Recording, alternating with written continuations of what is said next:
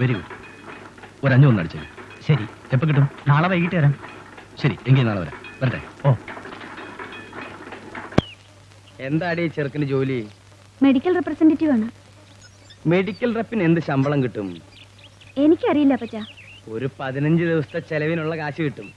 ബാക്കി 15 ദിവസത്തേക്ക് സാമ്പിൾ മരുന്ന് കട്ടുവെക്കും. എനിക്ക് ഈ മെഡിക്കൽ റെപ്രസെന്റേറ്റീവ്മാരെ ഇഷ്ടമല്ല. അവരൊരു ജാടിയും മോട്ടോർ സൈക്കിളും. അത് നേരെ. ആ പെണ്ണിന്റെ ഒരു കഷ്ടകാലം. തൊക്കടാ ജോലിക്കാരനെ അല്ലാതെ വല്ല ഡോക്ടറെയോ എഞ്ചിനീയറിനെ കിട്ടാൻ ആ ഗുമസ്തന്മാരുടെ എന്നാ കോപ്പിരിക്കുന്നു. ഇത് കിട്ടിയത് തന്നെ ഭാഗ്യം. ഇത് വലിയ കഷ്ടം തന്നെ അമ്മച്ചി. ഇത്ര വേണോ? വേണം. ഓ, അവളൊരു പുണ്യാളത്തി. വരണം വരണം. മോളകത്തേക്കല്ലേ? സരോജമില്ലേ? ഇരിക്കേ. Thank you. കല്യാണത്തിന്റെ ഒരുക്കങ്ങളൊക്കെ എവിടം വരെയായി? എല്ലാം ഭംഗിയായിട്ട് നടന്നു വരുന്നു. ആ, തലേ ദിവസം തൊട്ടേ പത്രോസും കുടുംബവും ഞങ്ങളോടൊപ്പം തന്നെ ഉണ്ടാവണം. എന്തിനാ തലേ ദിവസം ആക്കണേ? ഇന്ന് തൊട്ട് തന്നെ ആയിക്കോട്ടെ. ഒരുപാട് ചെലവുള്ള സമയല്ലേ, ഇതിരിക്കട്ടെ. അയ്യോ, ഒന്നും വേണ്ട. പൈസക്കൊന്നും ഇപ്പൊ ഒരു ബുദ്ധിമുട്ടുമില്ല. കടമായിട്ട് വാങ്ങിച്ചാ മതി.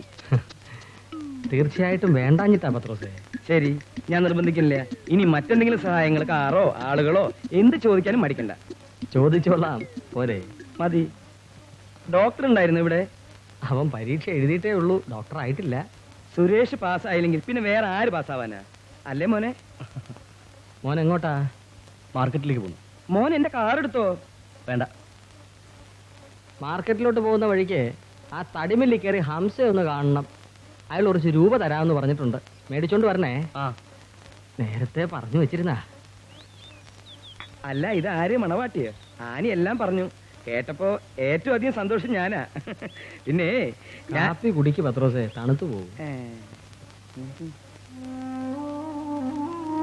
ഇത് നിനക്കുള്ള പ്രസന്റാ. മോതിരോ? അതെ. കല്യാണ തിരക്കിനിടയിൽ നിന്നെ ഒറ്റയ്ക്ക് കിട്ടിയെന്ന് വരില്ല. അതാ ഇപ്പോഴേ. വേണ്ട ആനി, നിന്റെ അമ്മച്ചി ഇതറിഞ്ഞ? അമ്മച്ചി ചോദിച്ചാ ഞാൻ എന്തെങ്കിലും സമാധാനം പറഞ്ഞോളാം.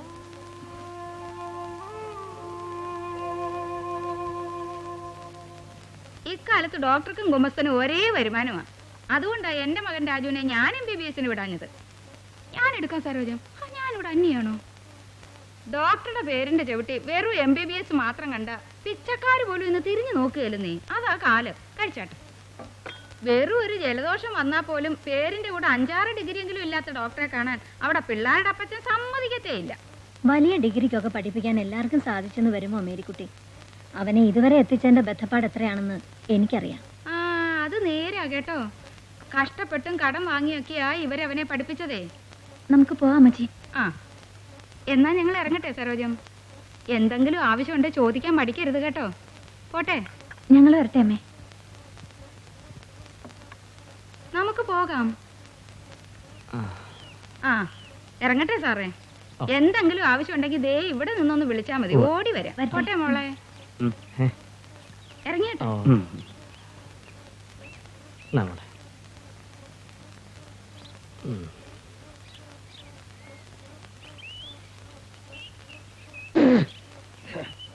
എന്താ? കാപ്പിക്കൊരു മണ്ണെണ്ണ ചൊവ. വായ മൂന്നും ചീത്തയായി. നേരെ. എനിക്ക് ആ കാപ്പി കണ്ടപ്പോഴേ തോന്നി. ഞാൻ അതുകൊണ്ട് ഒരു തുള്ളി പോലും കുടിച്ചില്ല. എനിക്കൊന്നും തോന്നിയില്ല. നിന്നോട് ആരും ചോദിച്ചില്ല? ഓ,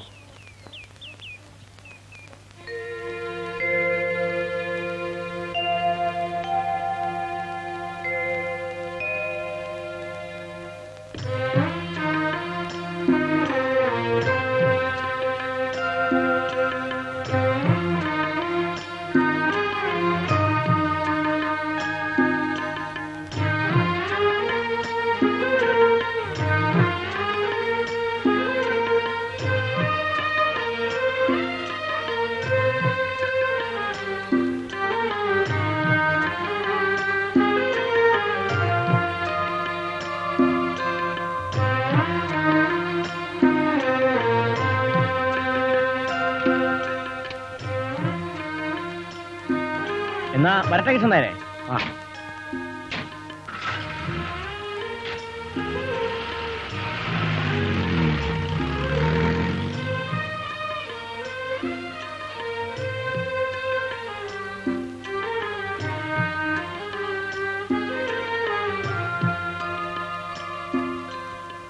വരൻ ചേട്ടന്റെ ബന്ധുവാണെന്ന് നേരത്തെ അറിഞ്ഞിരുന്നെങ്കിൽ ഒന്നുകൂടി ബാറിൽ പോയായിരുന്നു. എന്നാ ഇപ്പൊ തന്നെ പോവല്ലോ. ഓ, നാളെ മതി. അത് തന്നെയാണ് ഞാനും ആലോചിക്കുന്നത്. എന്തൊരു ശല്യം അത്. കഷ്ടം തന്നെ. ആ ആ 2, 3, 4, 5, 6, 7, 8, 9. ഇന്ന 9 ഉണ്ട്. ഇത് കൊണ്ടുപോ. ഇത് ഈ മാസത്തെ പലിശ. ഇത് ഇവിടെ ഇരിക്കട്ടെ. ഇവിടെ ചെലവിന് വേറെ കാശൊന്നും ഇല്ലാത്തത് കൊണ്ടാ. അല്ലെങ്കിൽ ഇതോടെ ആണെങ്കിൽ വന്നേനേം. ദേ 1-ാം തീയതി തന്നെ തിരിച്ചു വരണം കേട്ടോ. ശരി കൊച്ചമ്മേ. ശാരദേ, ഹേമയുടെ കല്യാണത്തിന് ശാരദ പോയില്ലയോ? പോയിരുന്നു. നാട് നിങ്ങൾ ക്ഷണിക്കുമ്പോൾ ആലോചിക്കണ്ടേ വരുന്നവർക്കൊക്കെ സദ്യ കൊടുക്കാൻ സാധിക്കുമെന്ന്. സാധിക്കത്തില്ലെങ്കിൽ അതിന് പോകരുത്. അവസാനത്തെ പന്തിയിലിരുന്നവർക്ക് ചോറ് പോലും കഴിഞ്ഞിട്ടില്ലെന്നേ. ആര് പറഞ്ഞു? ഞാൻ അവസാനത്തെ പന്തിയിലായിരുന്നത്. ഒന്നിനും ഒരു കുറവും ഉണ്ടായിരുന്നില്ല. ആ എനിക്കറിയാൻ വയ്യേ, ആളുകൾ പറയുന്ന കേട്ടതാ. ഞാൻ പോട്ടെ കൊച്ചമ്മേ. നിക്കടി. അതുപോലെ എന്ത് പായസമായിരുന്നു വിളമ്പിയത്? പാൽപായസം. പാൽപ്പായസം. അത് പാത്രത്തിൽ എഴുതി വെക്കണം. എന്തൊരു പുകയവയായിരുന്നു എന്റെ മാതാവേ. ഞാൻ കഴിച്ചതാണല്ലോ. ഒരു കുഴപ്പമില്ലായിരുന്നു. പിള്ളേര് കോരി കോരി കുടിക്കുന്നത് ഞാൻ കണ്ടതല്ലേ. അത് പിള്ളേരുടെ ആർത്തി കൊണ്ടായിരിക്കും. ഞാൻ വരട്ടെ കൊച്ചമ്മേ. നിക്കടി. എന്തത്ര ധൃതി. പെണ്ണുടുത്തിരുന്ന കല്യാണ സാരി ശാരദ ശ്രദ്ധിച്ചോ? ആ 10 കാശ് സ്ത്രീധനമോ കൊടുത്തില്ല. പോട്ടെ, പെണ്ണിനൊടുക്കാൻ നല്ലൊരു സാരിയെങ്കിലും വാങ്ങിച്ചു കൊടുക്കായിരുന്നില്ലേ അവർക്ക്? അതും പോട്ടെ. ആ വാ വാ. എല്ലാം ഉണ്ടോന്ന് നോക്കിയാ മേരിക്കുട്ടി. ഓ, എന്തോ നോക്കാനാ? അല്ലെങ്കിൽ തന്നെ ഇപ്പൊ 1-2 കുറഞ്ഞെന്ന് വെച്ചപ്പോ എന്താ അവിടെ വെച്ചേക്ക്. ഞാൻ എടുത്തു വെച്ചോളാം. ഹേമയുടെ കല്യാണത്തിനെ പറ്റി ശാരദയോട് ഞാൻ ഇപ്പൊ പറഞ്ഞതേ ഉള്ളൂ. വീട്ടിലൂടെയല്ലേ? സരോജം കയറി ഇരിക്കേ. വേണ്ട, പോണം. സത്യം പറയട്ടെ സരോജം, ഇത്രയും നല്ലൊരു കല്യാണം ഈ അടുത്ത കാലത്ത് എങ്ങും ഞാൻ കൂടിയിട്ടില്ല. കല്യാണത്തിന് വിളമ്പിയ പാൽപ്പായസത്തിന്റെ രുചി ഇപ്പോഴും എന്റെ നാക്കേന്ന് പോയിട്ടില്ലെന്ന് ശാരദയോട് ഞാൻ പറഞ്ഞതേ ഉള്ളൂ. എന്നാ പിന്നെ ശാരദ ചെല്ല്. 1-ാം തീയതിത്തെ കാര്യം മറക്കണ്ട. ശരി. പോ, പോ, പോ. ഞാൻ വരട്ടെ. നിക്കുന്നേ. ആരായിരുന്നു പാചകം? എല്ലാം കരയോഗക്കാരെ ഏൽപ്പിച്ചത്. അതുകൊണ്ട് ഞങ്ങളൊന്നും അറിഞ്ഞില്ല. കരയോഗമോ? അതെവിടെയുള്ള ഹോട്ടലുകാരാ? ഹോട്ടലൊന്നും അല്ല മേരിക്കുട്ടി, അതൊരു സമുദായ സംഘടനയാ. ആണോ? ഞാൻ വരട്ടെ, ഒരുപാട് ജോലി ബാക്കി ഒന്ന് കിടക്കുന്നു. നിന്നേ. ഞാൻ പ്രസന്റായി തന്ന സ്റ്റീൽ പാത്രം ഹേമ കൊണ്ടുപോയോ? അവക്ക് കിട്ടിയതൊക്കെ അവക്ക് തന്നെ കൊടുത്തു. നന്നായി. കടക്കാരനോട് പ്രത്യേകം ഞാൻ പറഞ്ഞു മേരിക്കുട്ടി പത്രോസ് എന്ന് പാത്രത്തിൽ എഴുതാൻ. അവൾ അത് കാണുമ്പോഴെങ്കിലും ഈ പാവം എന്നെ ഓർക്കുമല്ലോ. എന്നാ ചെല്ലേ.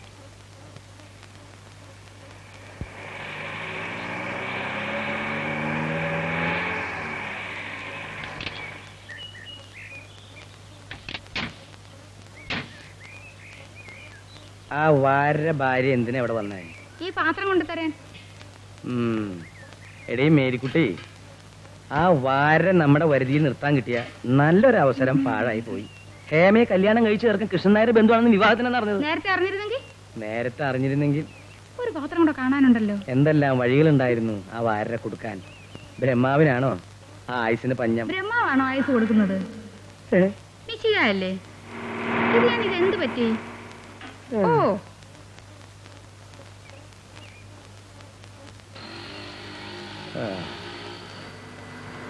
നല്ലൊരു അവസരം പാഴായി പോയല്ലോ കർത്താവേ.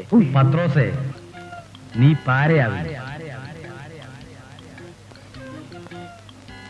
പാരേ? അതെ, ഇപ്പൊ ആകാശം കേട്ടു തുടങ്ങിയ ഞാൻ സർവ്വവ്യാധിയാണ്.